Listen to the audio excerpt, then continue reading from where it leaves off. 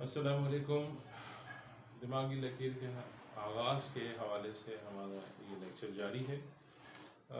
ایک خاص قسم کی اور لکیر جو بہت کم لوگوں کے ہاتھ پہ دیکھنے کو ملتی ہے وہ ہے دماغی لکیر کا زندگی کی لکیر سے ہٹ کر آغاز،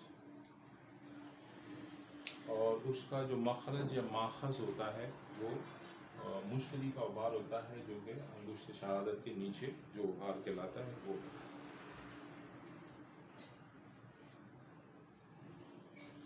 اس کو کہتے ہیں مشتریانہ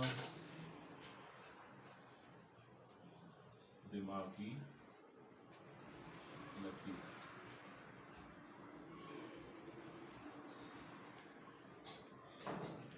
اس طرح کی لکیر جب کسی کے ہاتھ میں ہو تو یہ ایک کلیتاً ایک مثبت علامت ہے، اور جب یہ اس طرح کی جب ہاتھ پہ لکیر ہو جس کا آغاز جو ہے وہ مشتری کے ابھار کے نیچے سے ہو یا مشتری کے ابھار سے ہو، وہ لکیر بالکل سیدھی ہو، تو ہمیں پتہ ہے کہ مشتری جو ایک ایسا سیارہ ہے جس میں ساری لیڈرانہ اوصاف ہوتی ہیں، یعنی وہ اس شخصیت کو بورن لیڈر کہتے ہیں، اس میں انتظامی مہارت ہو گئی، کسی بڑے عہدے پر فائز ہونا ہو گیا، کسی بینک کا مینیجر ہو گیا، کسی بڑی انتظامی شعبے کا سربراہ ہو گیا، اس طرح کے تمام لوگوں کے ہاتھ پہ اس طرح کی لکیر پائی جاتی ہے، دماغ کی ایسی لکیر پائی جاتی ہے۔ اور اس طرح کی لکیر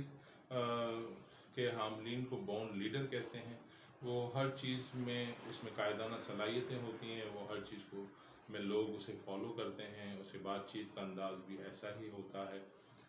اس کو آرڈر دینے کی عادت ہوتی ہے، اس کو اپنی بات کو منوانے کی عادت ہوتی ہے، اس میں صلاحیت اور قابلیت بھی ہوتی ہے، اس کے انداز بات کرنے کا انداز بھی اس طرح کا ہوتا ہے کہ لوگ جلد ہی اس کی طرف راغب ہوتے ہیں، یعنی بات کرنے میں اس کے کشش ہوتی ہے، لوگ اس کی بات کو غور سے سنتے ہیں، وہ دلیل اور تحکم سے بات کرتا ہے جو لوگوں کے دلوں میں گھر کرتا ہے۔ تو اس طرح کی شخصیت جو ہے وہ